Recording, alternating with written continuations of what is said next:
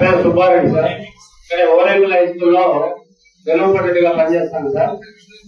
ఇది ముందుగా ఈ మెడిసిన్ నాకు తెలియదు, కాకపోతే వేరే ఆర్మీ పర్సన్ ఒక ఆయన నాకు చెప్పడం జరిగింది. నేను ఎందుకు ఆయన అడగడము, ఆయన చెప్పడం ఎందుకంటే మా అత్తగా మా అబ్బ కూతురు ఒక ఆమె ఈ పెరాలసిస్ పేషెంట్ సార్. ఈ పెరాలసిస్ కు మా నాన్నగారు ఒక 4 సంవత్సరాల కిందట చనిపోవడం జరిగింది. మా చిన్న క్యాన్సర్ తో చనిపోవడం జరిగింది.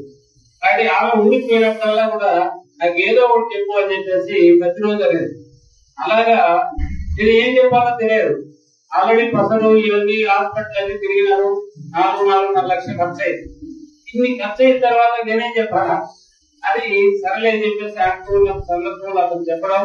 కడప పోయినా నేను దానికోసం కడప పోయి వచ్చిన తర్వాత ఇలాగనే మీటింగ్ జరిగింది. ఈ మీటింగ్ లో వెళ్ళి కనుక్కుంటే ఇట్లా బాగుంది పెరాలసిస్ అని చెప్పడం. తర్వాత చెప్పినా కానీ నమ్మకంగా చెప్పినారు, కానీ నమ్మాల్సినటువంటి నమ్మకం కాదు.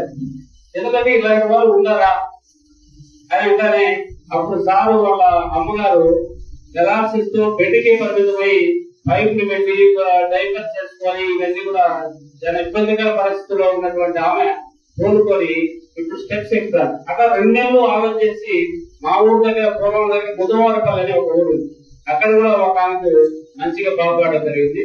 సరే ఏదైనా కానీ అంత చెప్పినా కానీ ఆమెకి ఎందుకంటే 70 సంవత్సరాల ఏజ్ ఉండేటప్పుడు ఈ టాబ్లెట్స్ ఏవో ఇస్తే ఏదో మలేషియా నుంచి వచ్చేటువంటి ఇస్తే ఏమైనా ఎవరు గ్యారంటీ అదొకటి.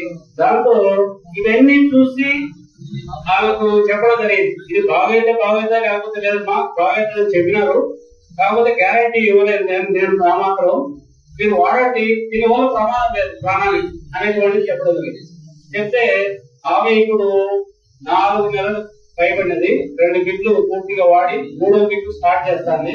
ఆమెకు ఫస్ట్ కాలు చెయ్యి ఒక కాలు ఒక చెయ్యి పడిపోయినటువంటి ఆమెకు మొట్టమొదట ఒక 1 నెల రోజులు కూడా కాలేదు, 25 రోజులు అట్లా స్పర్శ స్టార్ట్ అయ్యింది. స్పర్శ స్టార్ట్ అయ్యేటప్పుడు ఏం జరిగింది, నొప్పి స్టార్ట్ అయింది.